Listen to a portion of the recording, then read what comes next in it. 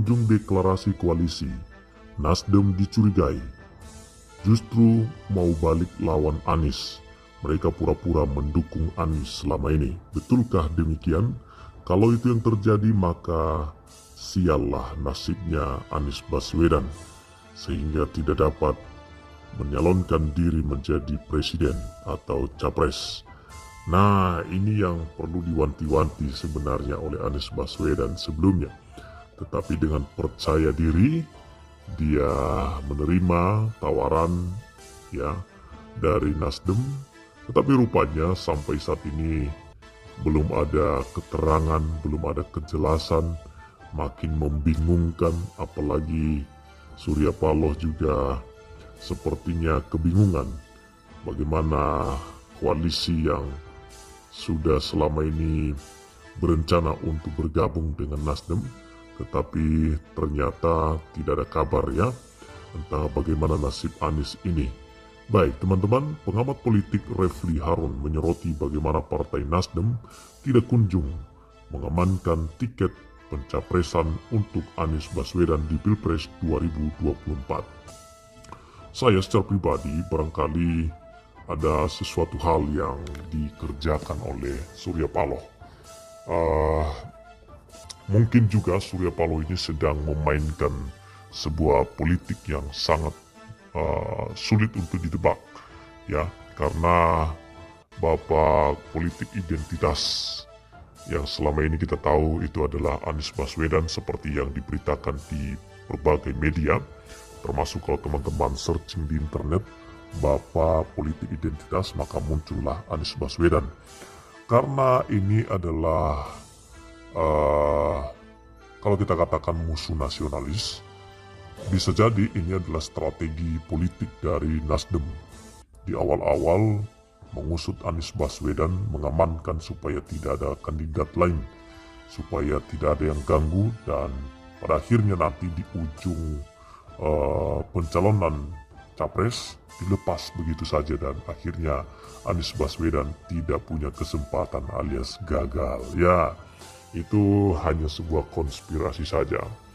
Nah, hal tersebut bahkan telah menimbulkan pertanyaan akan keseriusan partai tersebut dalam mengusung mantan Menteri Pendidikan itu, sekaligus mantan Gubernur DKI Jakarta yang dana bansosnya sedang dipersoalkan hari-hari ini karena ada korupsi dugaan di sana, dugaan korupsi dana bantuan sosial COVID-19 2019 ya. Oke, bahkan Refli Harun sendiri curiga bahwa Nasdem sedang berbalik arah dan tidak jadi mengusung Anies Baswedan. Awalnya advokat ini mengungkap bagaimana sejumlah skenario bisa dijalankan agar hal tersebut terjadi, salah satunya bujukan istana. Pertama, bujuk kembali Nasdem ke kubu istana, tutur Refli seperti dikutip dari kanal YouTube-nya Jumat 13 Januari 2023. Belak-belakan Refli menilai strategi ini bisa jadi berhasil dilakukan oleh istana. Dirinya mengungkit pernyataan dari sejumlah tokoh Nasdem. Kelihatannya belum tentu dikatakan tidak berhasil karena pernyataan-pernyataan tokoh Nasdem ingin menyatakan nggak patenkan kalau seandainya Anies tidak jadi calon, ya kan? Jadi ada kecurigaan di sana. Kami menawarkan tapi kalau nggak bisa ya nggak patenkan, tidak masalah. Begitulah analisanya. Oke, bagaimana menurut teman-teman? Tulis ya di kolom komentar. Di sini Refli Harun juga menduga bisa jadi deklarasi Partai Nasdem sengaja dilakukan untuk menggagalkan Anies Baswedan. Jadi rupanya Refli Harun juga punya pandangan seperti kita ya. Saya secara pribadi maksudnya, bahwa ini ada unsur kesengajaan dari awal untuk ya menggagalkan. Nah, ini kan tokoh publik yang melakukan segala macam cara untuk menghalalkan dirinya menjadi pemimpin ya. Bahkan agama pun bisa dijual sama dia ya. Nah, hal tersebut negara mereka seperti tegas menolak tawaran Partai Demokrat yang menawarkan ketua umumnya Agus Harimurti Yudhoyono AHY menjadi wakil Anies. Bila Nasdem menolak kalau AHY jadi wapresnya Anies, tapi orang akan bertanya, ini jangan-jangan Nasdem juga ikut menjadi skenario menggagalkan Anies. Pura-pura mendukung tapi ternyata ujungnya menggagalkan. Ya, karena begitulah politik tegasnya. Jadi ada lucu banget gitu ya. Tapi naas lah nasibnya Anies Baswedan. Selain membujuk Partai Nasdem kembali menjadi koalisi pemerintah, Refli menduga sejumlah taktik lain untuk menjegal Anies di pemilu 2024.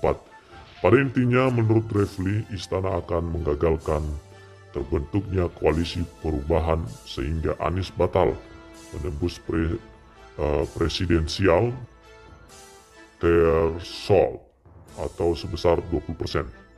Ya, seperti membujuk Partai Demokrat keluar dari koalisi Anies, lalu menawarkan PKS gabung ke kubu Prabowo misalnya, tapi kelihatannya ini agak lemah. Yang keempat yang pasti akan dikerjakan adalah menghalangi partai lain bergabung dengan koalisi Anies. Ya, itu suatu langkah yang bagus sekali ya. Kalau itu bisa dibenarkan analisa seperti itu ya. Oke, kita baca komentar juga ya. Mungkin ada baiknya Anies tidak didukung Nasdem bikin koalisi baru. PPP, PKS, dan Demokrat. Tetap aja semua pengen yang terdepan.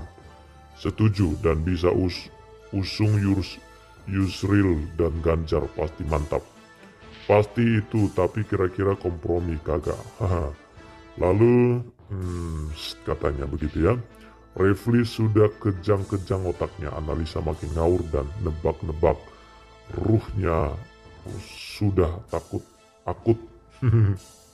Dari sang pemuja Anies yang kepedasan sih, belum apa-apa sudah ngaku-ngaku presiden. Padahal calon aja belum, harusnya Anies masuk ke Sri Mulyat aja. Oke. Politik bisa saja terjadi apa yang tidak pernah terduga ya. Karena saking gobloknya, kata Wisnu Widodo. Adit doang yang ngaku presiden siapa tong? Abu Malfa. Emang Anies udah ngaku presiden? Ngarang aja lo tong. Orang sok pinter tapi goblok katanya. Oke. Memang perang netizen ada-ada aja. Tapi biarlah. Ini kan negara demokrasi, kita bebas untuk menyampaikan apa yang menjadi isi hati dan pikiran kita ke publik ya. Koalisi perubahan diisukan bakal deklarasi sebelum bulan April 2023. Fix dukung Anies Baswedan atau pindah ke lain hati. Nah, itu yang menjadi pertanyaan. Kita nggak tahu ya. Ini namanya politik guys, jadi bisa saja terjadi. Oke, terima kasih teman-teman. Silakan tulis tanggapan Anda di bawah.